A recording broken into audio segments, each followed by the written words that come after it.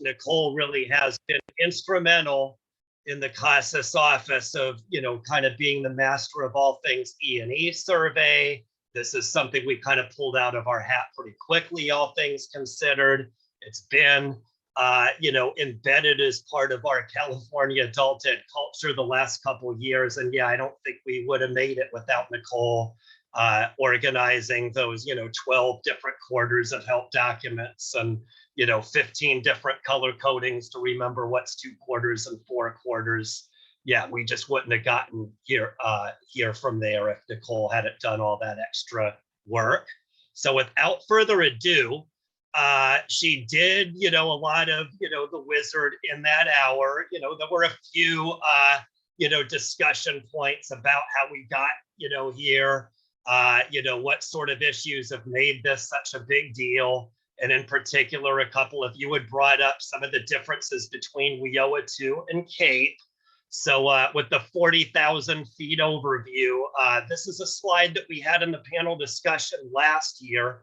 It took me a long time to kind of remember why on earth I had it here, but I think it was just to kind of show how we initially decided to handle WIOA.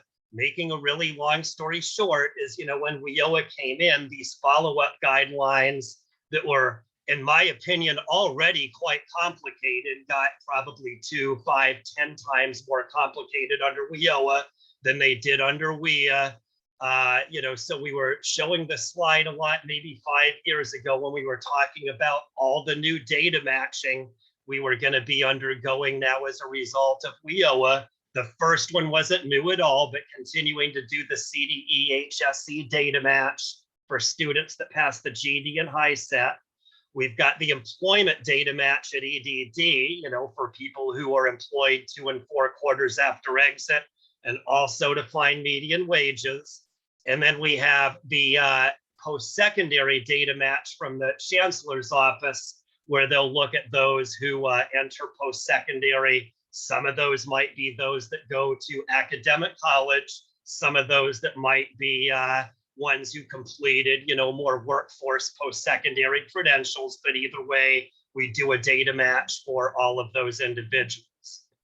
As we got started with it, here's another oldie but goodie that we talked a lot about 5 years ago. That is, we have 3 different statewide agencies conducting 3 different data matches, with the idea that now that we have all of these new, much more robust, more complicated requirements than before, we would streamline these 3 data matches for our annual reporting to the feds every year.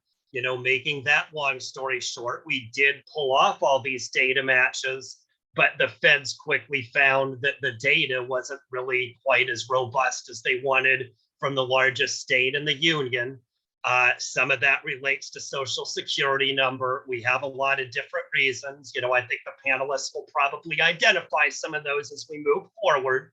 But for whatever the reasons are, we were not providing that many people as evidence with jobs through the data match. So, Octave basically said, yeah, we need to figure out a way to get more, better data. So in 2017-18, we came up with the idea to do the survey. It wasn't exactly a new idea. We did the survey for many years under WIA, from basically 1999 to 2016. So we knew that we'd done it already. So we spent a lot of time planning and figuring out what aspects of the old survey maybe didn't work. What are some ways that we can get the response rate better, and so on. So we came up with this wizard with the ability for agencies to customize it with your logo and native language and all those sort of things. That is lots of those great features that Nicole spent the hour from 11 to 12 highlighting to try to get the response rate better. Long story short is I think it has made the response rate better than it was under the old survey. But back to the Octave update from the previous slide here, sorry, I'm jiggling and jaggling with the slides. We've been on an action plan for a couple years. Long story short is, in the last month, we've had a meeting where we were given kudos for improving, but nonetheless, the decision was to continue with this action plan for at least a year longer, where they'll continue to be watching our results on the survey. So back to the slide, we now have these different areas of data match for HSE, post-secondary and employment that we now combine with the employment and earnings survey. Just to be clear, when we do the employment and earnings survey, again, from the title, the employment and earnings survey focuses on just what the title suggests. It focuses on employment and earnings. Backtracking to the diagram, that's because the data match that CDE does for HSE and the one that Chancellor's office does for post-secondary has what you might call a fuzzy match. That is, it uses demographics data in addition to social security number to come up with matches. Long story short is our data isn't wonderful in that area, but it's good enough to where we report decent results with the extra matches. On the EDD end, though, it's been brought up many times and the situation remains, they use social security number and only social security number to do the match. We've had lots of discussions over the last 3 or 4 years ago why that's difficult for us as agencies, why that's difficult for our students, and so on. So back to the diagram, that's why we do data match and the survey in tandem. So I'll just stop here. Any questions from anybody? And of course, because I went a ways, I'll see if Carolyn had anything you wanted to add on any of this. No, Jay, you've pretty well covered it. Okay, thank you much. So I think on that note, I'll just go ahead and go straight here to the questions. We have the panelists waiting here to identify. Just so you can see what we have here, I will run through the questions very briefly before we just jump in. That first bullet is mostly what Nicole spent a good hour talking about this morning. That is using the TE wizard, how to implement follow-up. The second bullet, we'll spend a lot of time with the panel, and I think Nicole mentioned this will be a high priority area this spring. That is, once you run the wizard, you get responses. There's a bunch that you may not get the responses from. How do we follow up with postcards, phone calls, and so on to try to get more responses than what we're able to get through the TE wizard? We'll talk a little bit about staff assignment strategies. All 3 panelists have brought that up as a big issue this year in the wake of COVID and so on. We'll talk about incentives. Maybe it's through payment points and through the GAN now incentivizing these outcomes. Maybe it's things that are done locally. We will spend a little bit of time talking about CAEP issues versus WIOA 2 issues. I should have brought that up a slide ago, that's another big concern statewide. We'll be looking at the state to try to better align those 2 sets of requirements so they're not as confusing as they are now. Then we will also talk about using social security number. This came up during Nicole's presentation also. Long story short is, if you're able to use social security number, that's the best way to mitigate the amount of time you need to spend on this survey. And then we'll also spend a little bit of time talking about how this data can be used in other ways, not just to get your name checked off the list, but how you might use some of the results to help out your students and help out your agency's performance. So without further ado, we'll start with the first question using the wizard and TE. I'll just start with Adele because I see her at the top of the list. Any tips or anything you have to say about, good strategies for how to use the wizard and TE, customization, and so on?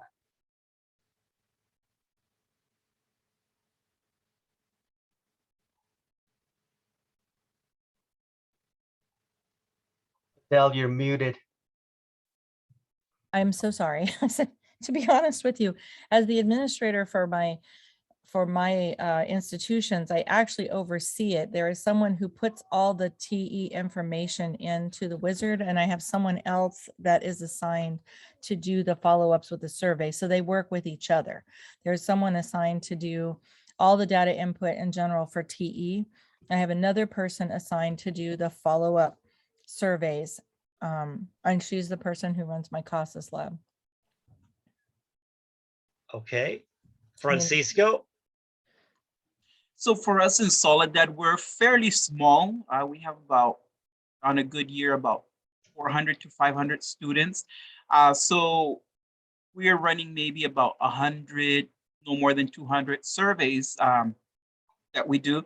So for us, it's, well, for me, I'm the one who imports it in, but I also make a copy from the CASAS website, the quarterly instructions, and make sure I always have it here with me, and my data clerk and attendance clerk also have it. That way, they are also familiar with the process. And within our consortium, that's something that I am pushing a lot for the CASAS people who do the CASAS for their agency, is to, if you print it out and you do like me, check it off each step of the way, it will be an easy process. I mean, we have new agencies in our consortium who have been doing it for the first time and they get overwhelmed, but now that they're following step by step the instructions, both for CAEP only or for CAEP and WIOA, it's fairly easy. So that's one thing I always say is download it at the beginning of the quarter, follow the instructions, follow the timeline also that it is on the document, and you should be good.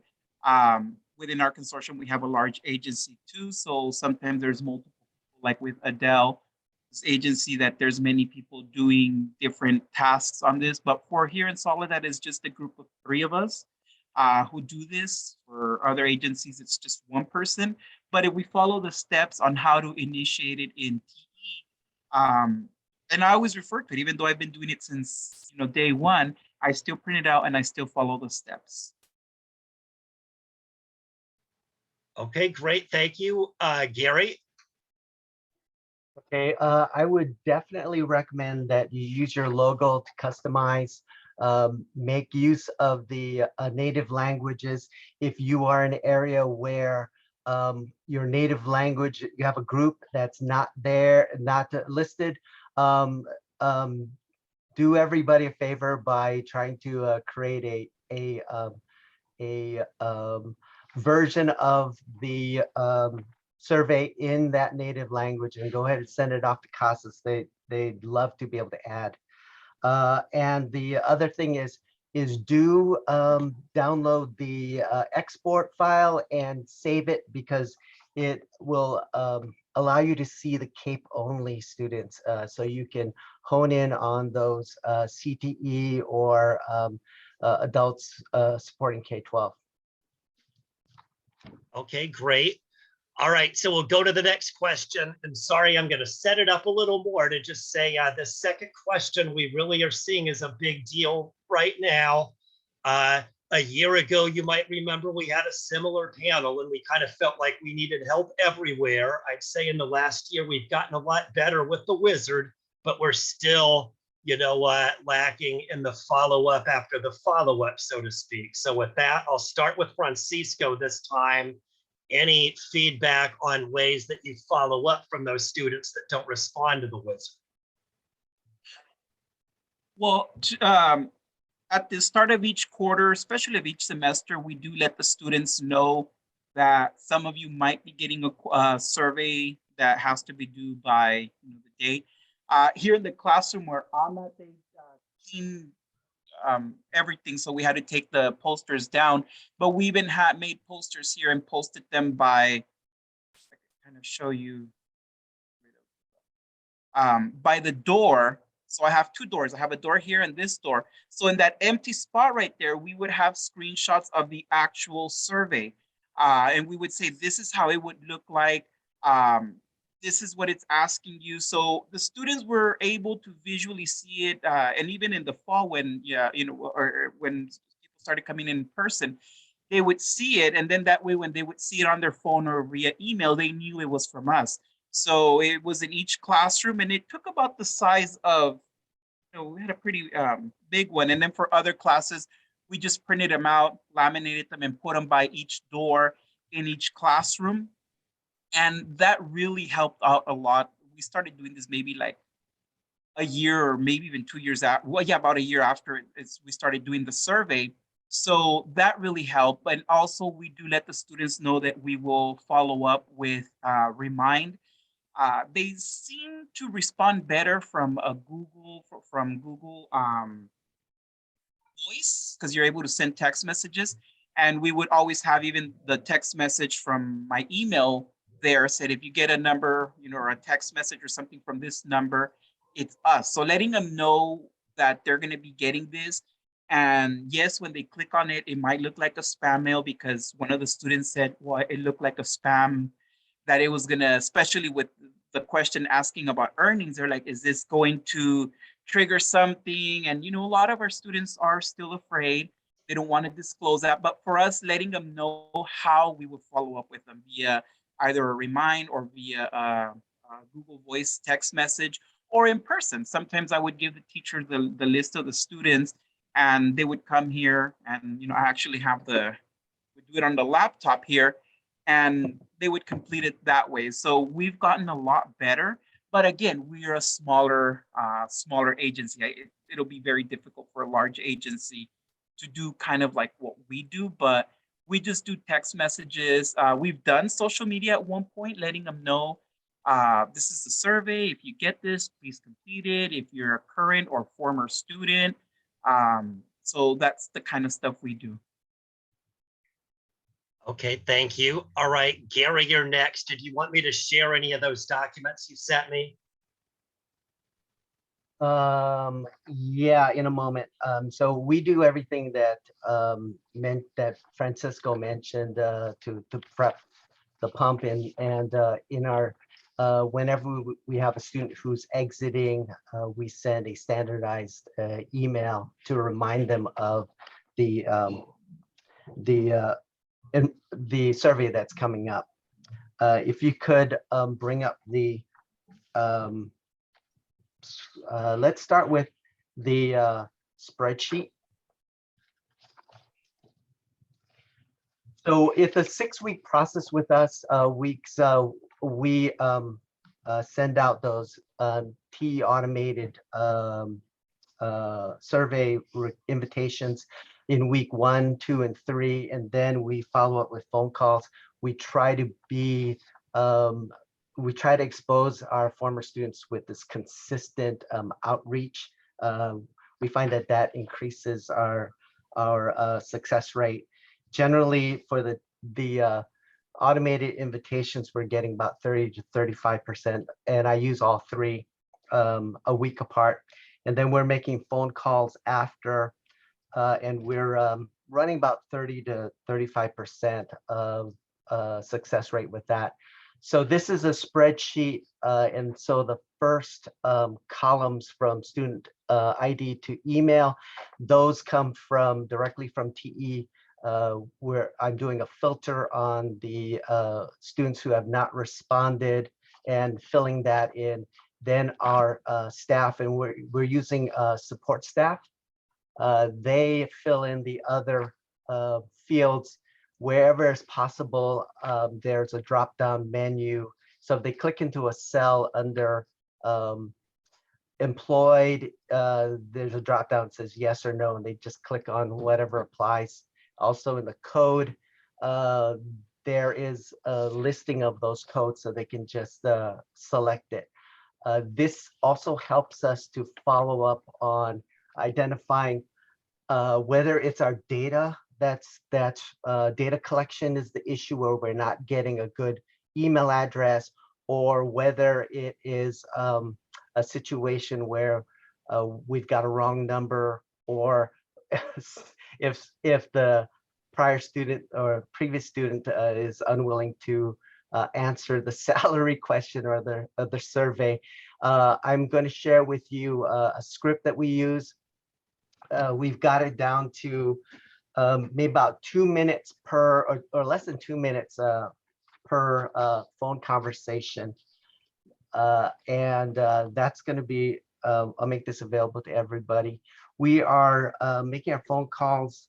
Like I said, you saw that spreadsheet, and on that spreadsheet, we're listing time of day as well as day of the week, and we're utilizing that to determine the best times. And currently, we're finding that it's Tuesday through Thursday, and it's right before meal times, like right before lunch or right before dinner.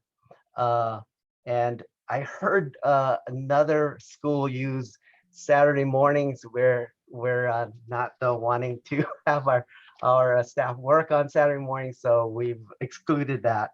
But that is a possibility maybe for some of you. We I'm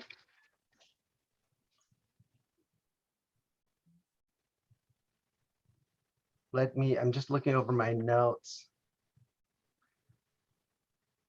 Now, we collect the information on our spreadsheet, and then I do the input into TE. If you have staff who is authorized to input into TE, they could input directly. Oh, and you did see the script, and you did see our spreadsheet where we are asking that money question last. That seems to be the sticky one, and so we save it for last. And it's also, we've also found that it's helpful to tell the phone caller that they can give us an average or an approximate figure, and that seems to lighten the mood versus what do you make, and then the calculator goes on their head, and then their filters come up where they don't want to share confidential information. We've also seen that it helps to put out a figure. So do you make less than 2,000 or more than 2,000? And that gets the dialogue started. That's it. Okay, thank you. Adele, did you have anything you wanted to talk about related to following up with phone calls, et cetera? Yes, I did. I actually we'd worked on a PowerPoint last year, and do you want me to share screen? Yeah, I just stopped. So yeah, you have control of the screen now if Okay. you want. Here we go. I think it's there. And moving your faces over here. Sorry about that. Making it slightly bigger. Trying. Basically, we had strategies to increase response. And these were things that we did together as a staff. And also I worked regionally with a couple of other schools to pull together our good ideas. How do we get students to respond to surveys? Make sure that you keep things simple. I also send out a survey a month when I send out the principal's letter, and this gets them used to surveys. Students know that I use that information in order to improve my program. And they see that really happening, so that it gives them a little bit more buy-in. Assigning a key staff member, as we talked about, and that way it develops consistency in a relationship between, you know, that person that they're going to be calling, not only for the survey, but that person calls you to remind you that you have to come CASAS test. So it's the same person that they hear every time, and they know, oh, this is that thing that makes it so you get basically that you can monitor things for the state and federal government. I didn't say this before, but I kind of explain some of this monitoring to them, like the recapture button. Now that they're all becoming somewhat digitally literate, I'm like, that pre and post test together with this survey lets the government know you're a real person. And it's like recapture, and they seem to respond well to that explanation. Questions that make sure that if you do the little surveys that I send out every month, they need to be something pertinent to your clientele and the environment that they're in.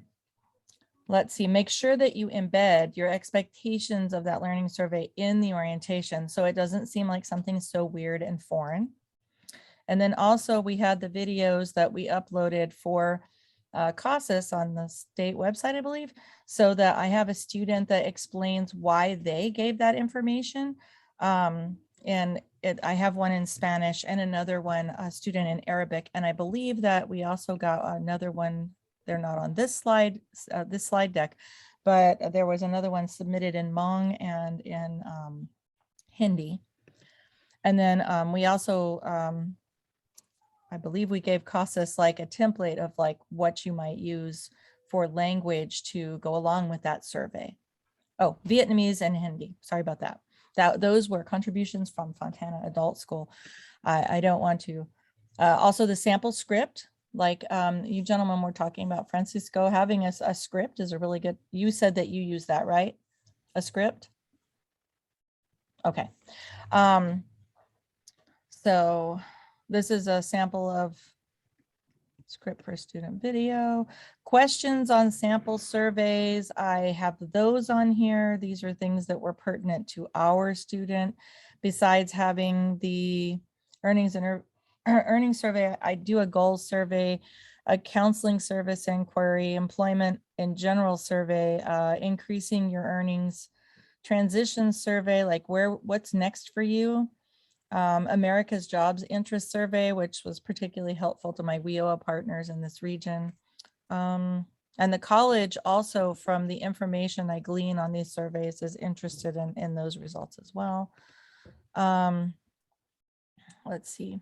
Like I had said, use the resources from the various surveys to improve your program. And always make sure that whatever you're doing, you're trying to drive it from a place of student-centered responsiveness. And with that being said, I'm going to say something because I had to jump off for a minute because I had a student that brought this rock in. They don't have a lot out here, but I thought it was super cute because it says it's never too late. Apple Valley Adult School, the student was an ESL student that just graduated. And so she took what she had and worked on this with her kids and gave us a rock and expressed her appreciation. So I stepped out to receive this beautiful rock that will stay here. That's all I have for you right now. Okay, if you could just stop sharing and I'll put the questions back up if you don't mind. One thing, Jay, do you want me to put a link to this in the? Sure, post that in the chat. That's good. And what we'll probably do also is all this stuff we'll post there on that same page is where we post things like the monthly PowerPoint and the recordings to the statewide WIO-NTE meetings and things like that. We'll post these documents up in the same spot for March 2022. Okay, so if you could just stop share and I'll go ahead and reshare me. Stop sharing. I'm sorry, Jay. It's okay. Okay, I gotta make this bigger. Oh wait, stop video. Oh boy. And also again, this is because I cannot use my big computer right now. And I'm trying to elongate the page so I can stop sharing. Sorry about that. Okay, here we go. There we go. Okay. Yeah. Okay, so next we'll talk a little bit about staff assignment strategies. Adele talked a little bit about that. We'll start with Gary this time. Anything related to staff that worth talking about. I'll just say a lot of agencies in the last year or two have said that's been more of a challenge given COVID and so on. Right, so it's important to make this survey a priority. So I am the point person on this and I report directly to the director of our agency. We utilize support staff to make phone calls rather than teachers, and that's just a expense, money issue. I'm also involved in the training and the follow-up with the staff, and to ensure that the each program is properly setting up the orientation intake of the student as well as the exit.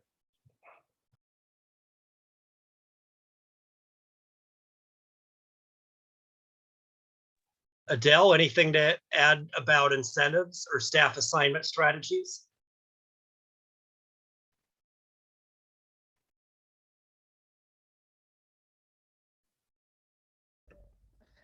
We always use our CASAS. I have a designated CASAS tester, and we always use that person to make the phone calls, the follow-up phone calls at both Apple and in Lucerne. Lucerne has a different person, but I think they're more likely to give that person an answer because they've already talked to them when they did their initial orientation. They've already talked to them when they did their initial CASAS assessment. So that person kind of becomes the face of all these things that we have to systematically do to track the person's progress. And the person speaks Spanish at both campuses, which is very helpful. Okay, thank you. Okay, Francisco, anything to add about staffing? So for us, the same, we use our support staff, but this year, since we were back in person, I actually experimented with the teachers. Well, two of my instructors, they also assisted in the classroom, with the students to do the survey, and they captured about maybe 15, and they were more comfortable with the exact amount of how much they earned with the instructor than with Stephanie or Roxanne, who had called, because in their notes they put like they answered most of it, but not this question. So then the teacher, kind of, said, you've done the survey, but it's technically incomplete. Let's look it over, and this one, and they disclosed to her the actual amount. So that was, something that we felt good. So that's what we're starting to do. So on days when we have like PD days, or district, non-district work days, where everybody in the district has a PD, we kind of do that. We just had one, and they would be on the phone also, assisting us with it. And it's quicker, and we would it's more of a familiar voice. It's someone they see, their teacher that they see and trust. So not to say that we should have our instructors do it, because we have enough as it is, but in this case we used one of those days for this activity. So support staff and also teachers, well, two of our teachers. Okay, thank you. All right, so the next one is kind of two questions in one, I guess, but we kind of lopped it together. Half of it relates to, now there's payment points dollars for these outcomes. Some of that relates a little bit to just incentives that you might have already had in place. So I'll start with Adele this time. Anything related to CDE GAN dollars or just local incentives that you're doing that have made this a more productive function for you? Well, I do have an incentive, but that's that I've never mentioned that before. We have a lot of people that donate to our thing, and we have like Target and Amazon gift cards, and we randomly pick people that are coming in for either testing, answering surveys, and or other achievement goals that the teachers give, and I post those people in my newsletter. So, if they give me permission to do so. But that is an incentive that you can use, since we had these things donated in the past. We do that. So I have used that. It is a bit of a bribe, but you only have these things go out like twice a year, and they're a very small nominal little token type thing. But if they know that there is some kind of incentive, it does help. And it also, if the person's recognized, then they're going to probably tell other people like what happened. Does that help? Yeah, there we go. Okay, thank you. All right, Francisco, anything on incentives? For us, mainly it's letting them know, like the one time when we got a one-time amount for the surveys, we used them to purchase a few more iPads. So that's something that I would say, like, thanks to, the people who responded. I can't remember, it was like 2 or 3 years ago, we were able to do this purchase. So now everybody in this classroom has a complete iPad card. We let them know, just like with the CASAS payment points, it's used to purchase the curriculum we're using, or if we're using a paid app program on the iPads for English or for HiSET, for high school equivalency, it says, it was used with the money that we got from payment points, or in this case from the survey, from that one-time funds that we got. So that's kind of how we let them know. We let them know that it's being reinvested into them. Okay, great. Okay, Gary, anything to add on incentives? Yeah, so I just need a little clarification. My understanding was that the dollars on this year's GAN was a one-time thing for E&E, and that we could not count on that going forward. Has there been a change in regard to GAN dollars? Yes. So what will be a one-time or maybe a one more time thing is pre and post testing. We are planning to continue the E&E survey outcomes for employment and earnings, whether it's a positive match with EDD or a positive survey result. So we're continuing to move forward with that and adding that in because we value this data. Obviously, the feds value this data, and so that's why it's going to be part of ongoing payment plans. That's All right. awesome. Thank you, Carolyn. That needs to be in the TE announcements section. We have been doing well so far in terms of our response rate. We have considered a lottery, like if you answer, then your name will be in this drawing. We have not implemented that, but we're still considering something like that. Okay. The one thing I'll add to any of the three of you with the question is, has any of the changes and adding these outcomes as payment points affected any way that you manage this or help you manage this in any particular way? Has the extra payment point dollars either helped you, or if that's not noticeable yet, has it affected in any way that you've done this implementation?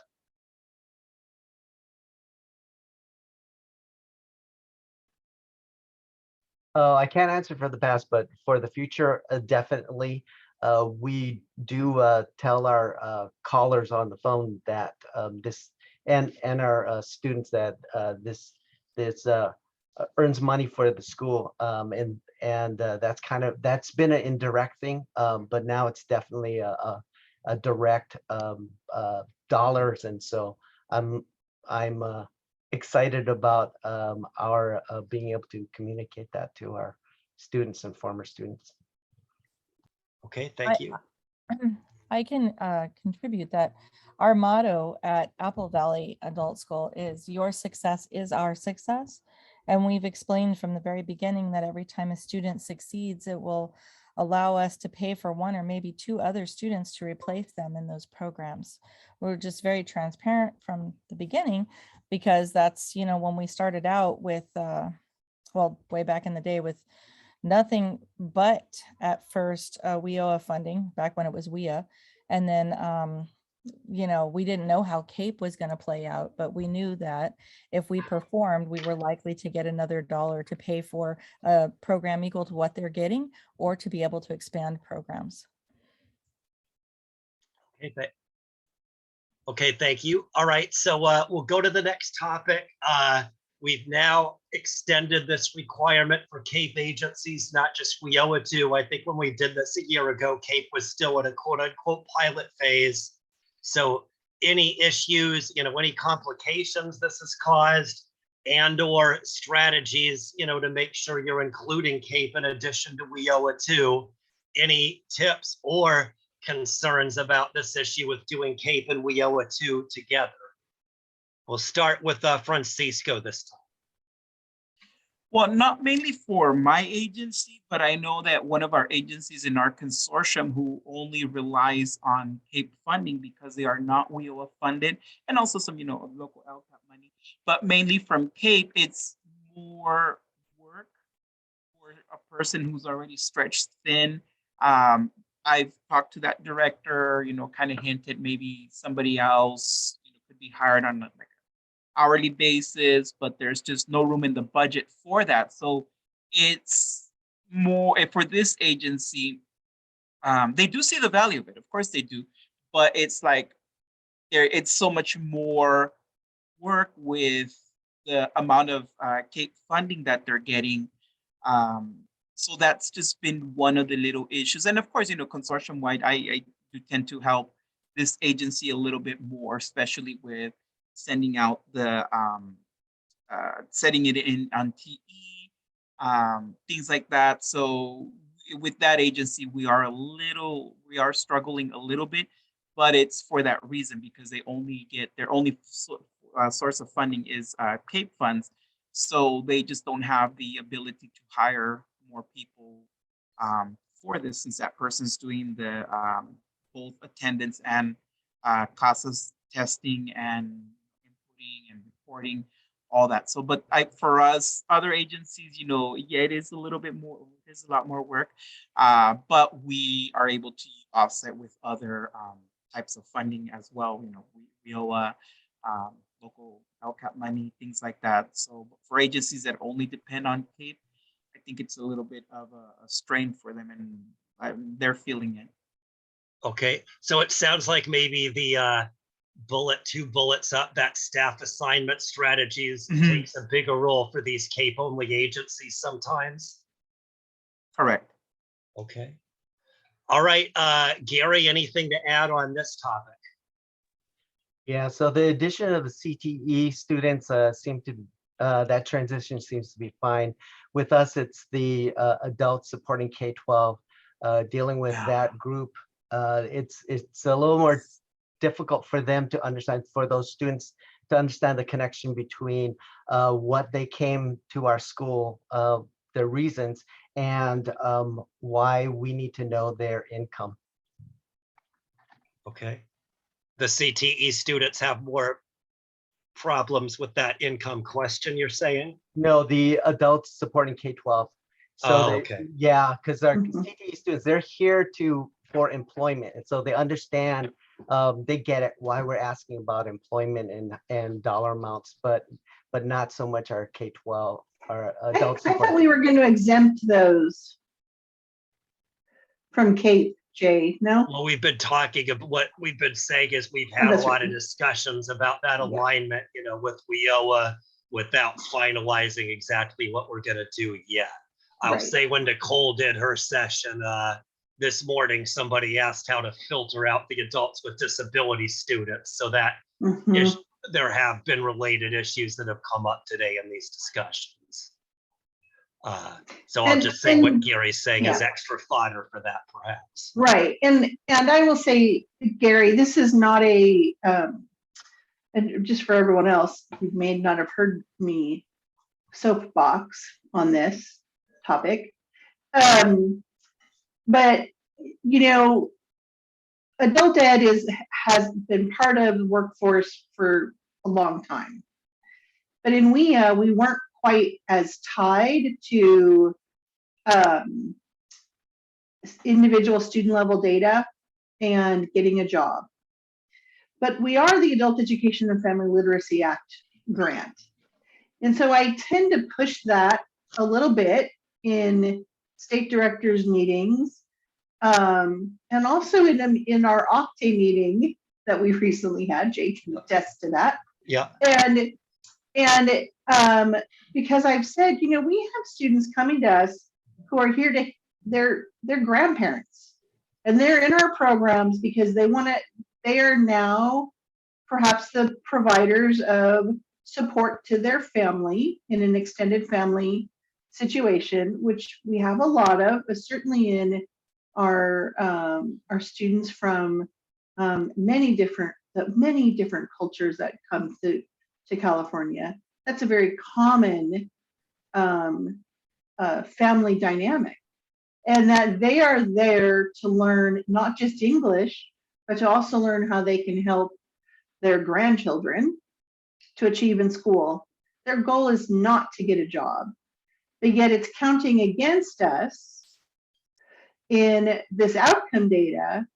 And I said, and that just doesn't seem right, because they never had a goal to get a job, and they don't have a job. Their job is a caregiver for the family. And so I said, it's really hard when, our title is Adult Education and Family Literacy, but we're really pushing this work dynamic. And I agree, there are plenty of opportunities for our students who want to get a job right now. And the more we can prepare our students through CTE programs, tying into our high road with the Title I high road training partnerships and apprenticeship programs, to really get our students what we're now calling good jobs, which are family sustaining wages.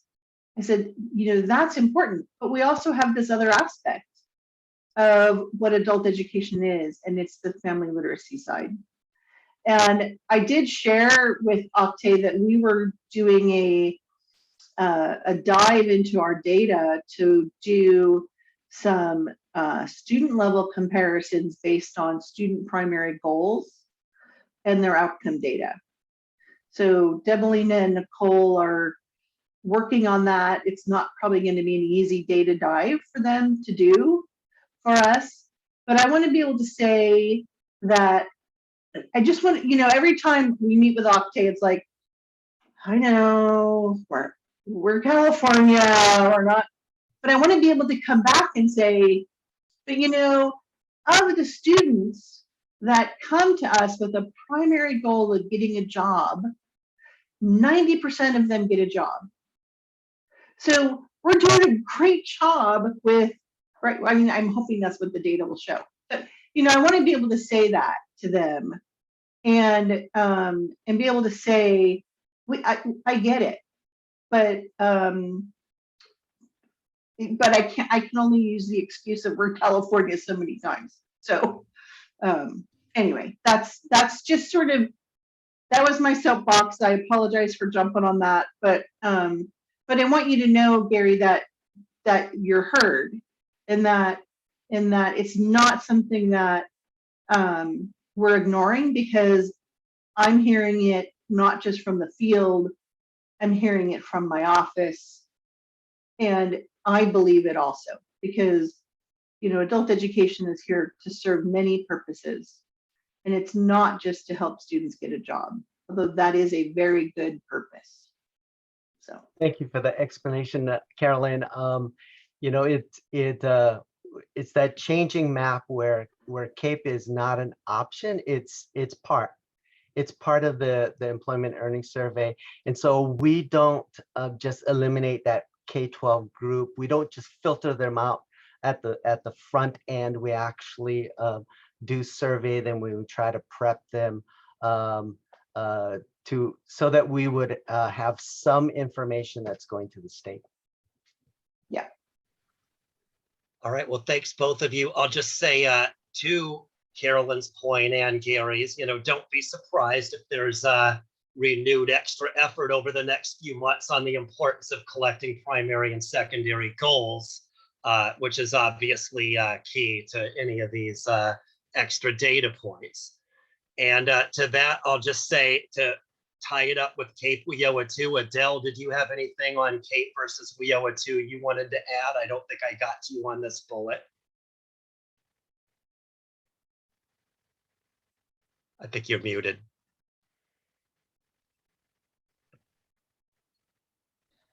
I believe, like, from my agency's point of view, we kind of view both of them as one. We don't differentiate. So we give the same information to everyone as if they had the same expectations.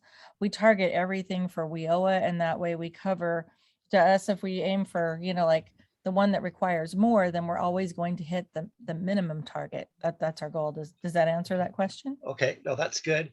Okay, I'm going to stick with you here and move on to the next topic, because I know that you do have some strategies related to Social Security numbers. So I'm going to start with you on this one and see if you anything about collecting SSN, anything related to getting students to provide it, or working with your district, or anything on that, on how people might be able to improve that side. The student we have in the video is actually the person that I hired to be at my front desk. So it's really good marketing, because she can tell them, look, this is what we need, and this is why I gave it to them initially. And that really does help. As far as, and then the other thing that we market is that we are trying to get everyone that doesn't have citizenship a pathway to citizenship. I think recently our EDD partners have recognized us as that's like kind of what we do that they can't. And then we're real transparent about that from the time they come in. Plus they see people that are, well, at least in my office, that are obviously not natively from this country. So that lowers their anxiety too, and giving or sharing that information if they have it. A lot of times we'll get people's tax ID numbers before they've actually gotten their social, which also helps them it helps us help them not only from an identification point of view, but an employability pathway. And also, how can we help them into college? We're streamlining a lot of our programs so that we will be the purveyors of that third year of free and public education, because that is one pathway to getting them into the dream pathway. If that, I know it's a lot. I probably over talked, but. Okay, no, thank you. Francisco, anything about using social security number you have to add? So, of course, last year, was so different where we, in our intake form that was done through our attendance system, we couldn't, just have that, for them to put their social security. So we had a lot more surveys. But this year that we are in person, we do, give them the registration form. We do ask them if you could please fill out everything, or, as much as you can. Of course, some students will disclose it and others don't. Per our district, we cannot, I cannot ask the student. And I know there's other agencies here where, but then when we give them the second form, which I always forget the name, the voluntary authorization one. So that seems to be where we get more social security. So in the registration form, they kind of don't, but then when they read the second one, because it's in Spanish and in English, they will disclose it. So then in one of the conversations that we were having with our CDE rep in one of the network meetings, he said, if the student discloses it there, but not here, consider it that they're voluntarily disclosing it to you. So we go back in the system and put it in. And we've been very, in years when the student comes in person and registers with Stephanie or with Miss Roxanne, we tend to get more social securities. And then sometimes we let them know, especially at the beginning of the semester when the students know about the survey. And I do emphasize that it's mainly for students who haven't disclosed their social security. And then that's when it kind of like triggers and they're like, oh, maybe I should disclose it. So they come in discreetly with us and, they share it with us. We give them again the authorization form. So I think that also has helped us a lot. Just letting them know what it's for, letting them know that we do not sell any information. Nobody, only the clerk and I have the information. Everything's as safe as it could, as in our hands. But just letting them know that it's for that purpose. Okay, from the chat, is there any particular timing on when you collect social security number? We do it when the student registers, so it could be at any point. So upon registration, Adele, is that the same? Okay, and then you were mentioning a second form. Francisco Juan is asking, what is that second form? That's the voluntarily. Let's see if I have a copy. Where the student volunteers to disclose their social security. That's more of a district form. But I know most of the agencies, they give it to the students when they register. So it's the volunteer, where you voluntarily disclose your social security, that it will, can't remember exactly the wording, but it does pretty much says that, the student is willingly disclosing their social security. Okay. I don't know if any of my colleagues know the I exact. believe we got the forms in like 2017 when we did Right. our first. Are you just reopening. talking about the consent form on Yes. the CDE website? Yes, that's what he's Okay. talking about. Mhm. Okay, so I'll say, Francisco, I think Anna's thinking, is there a second form beyond just what you're using from the CDE website that's helping more students provide it or making them more comfortable? Now she's clarified. No, just that form, the one Adele mentioned. I always forget the Okay. but it's that form. And it seems that when they see it and they read the explanation of why, they're more willing to disclose it than just in the application, the registration form. Okay, thank you very much. Okay, so the request it be in paper 4. I Can think, can I jump in on one more thing, please, Jay? yeah, That we were seeing an uptick in Social Security number collection during COVID. And I just have a guess, and I think it's because of the move to online registration.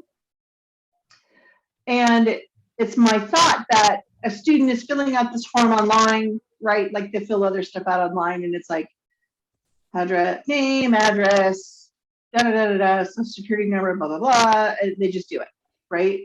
Versus coming in person and filling it out, and whether it's in an orientation class or someplace, and someone says, so put your name, your name, address, using probably primary language, social security number. Now, if you don't want to give it to us, you don't have to do that. But we'd really appreciate it, right? There's an editing that happens. So I also think that if we can talk anything in here about not editing what happens in those orientation classes or with your registrars, that I think, as Francisco said, we want you to fill this out as complete as possible, right? Fill in all the boxes as you can. And so I think that I think there's a human factor in some of this with some of our students too. So that because they're just hearing well, you don't have to give it to us, but we'd really like it. So just a thought. And that's also a great opportunity when they're doing those to say, and if you don't have one, then we have this survey and you'll be getting that. And we really need you to answer that survey. So. okay, terrific, thank you. My little Yeah, I point think there. a lot of that oral registration did kind of help that SS entertainment, I do believe. So we'll do the last question here quick. All three of you have kind of alluded to different things on this, but any ways in which you share this data for, help in other areas, whether it's for marketing, whether it's improving performance in the classroom, other student related issues, anything that this data has done to help yourselves or your students or your agency in other ways. We do go over this data for the 3-year planning because it is significant if our students are all employed, and that's why they're not in school. I'm just saying. Okay.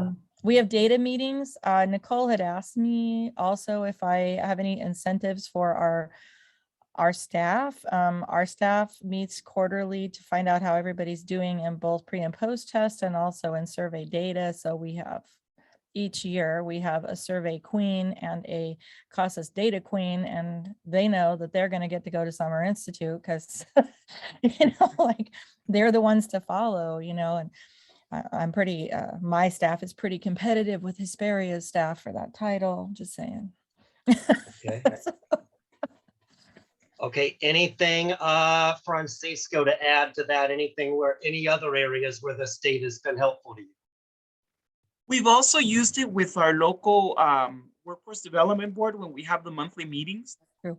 We do share we work really well with them. So we do share a lot, they always talk about, countywide, but when we talk about here in Soledad, which is South Monterey County, we're kind of like the bigger agency of South Monterey County. We let them know, there's a lot of students who are more unemployed now than a year ago. So that's why we are targeting more HSC classes or more high school diploma, and then other local agencies also, smaller ones like Gonzales and South Monterey County look at that and they're like, yeah, we're kind of the same versus maybe up northern Monterey County where maybe unemployment isn't as low because they're in the bigger cities. But then that's when over there they're able to focus, okay, if there's a lot of people employed, maybe instead of offering like for high school equivalent, we want to start offering more CTE courses. But it hasn't been very, it's gotten better where we do share the data and the information. Well, not the data, but just what we find with our local workforce development board, and also with there's another group that we do share the information as well. Okay. Gary? I want to backtrack a little. So we are in a district that it's policy to not collect Social Security numbers. So I'm here to represent that there are agencies within California that have restrictions. And then it's the necessity to spend more effort into working with the current students for the day when they do exit the program.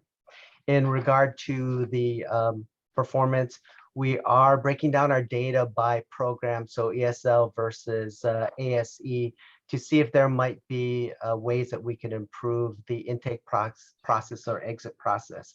We're also looking at the students' responses or former students' responses to and identifying those who are not going to school and not working as a prospect list for the future. Okay, thank you. For any of you, or really, anybody in the audience, not just the three panelists in the chat, do any of you do Social Security number while you're doing e-testing? I'll just say technologically it is possible, though I will say there's, definitely mixed feedback, as to whether that's a good idea or not such a good idea. Does anybody here, either panelist or otherwise, do that during the e-testing process? You do, Jody. Anything to say about it, good or bad? Actually, I think that what Carolyn said might be accurate. When we do ask for the Social Security number, we explain to them that they will get a phone call, and this is what it means to the school. And usually by the end they say okay, and they sign the release and they put the number in the system. So I was just thinking when she was mentioning that, I think we probably could maybe revamp the way we do orientation. We struggle more with incorrect phone calls or phone numbers, or they've been disconnected by the time we survey them. It seems like the biggest issue. Okay. All right, thank you for that. Hopefully, Edith, that answers your question. And I'll just say we're past 2 o'clock. That was the last question, but I'll just roll it out. Any panelist or audience member with any last minute input, 2 cents that you wanted to throw in that you haven't had the opportunity to chime in with yet?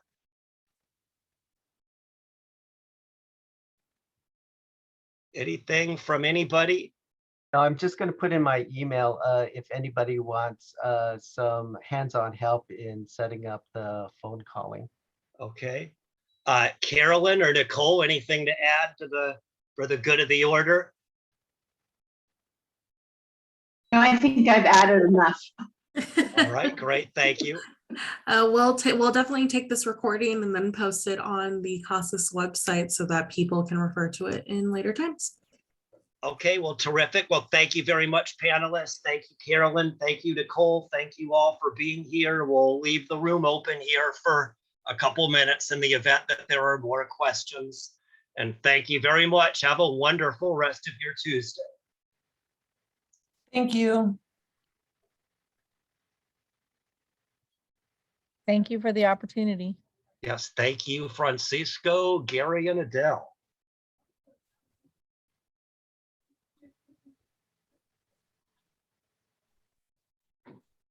Okay, I'm jumping off. No Okay, questions. great. Okay. All right, Bye. thank you much. It's not quite the same thing, I guess, as that statewide meeting where everybody's gathering to make sure somebody else isn't asking a question. All right, well, thanks a lot, all of you,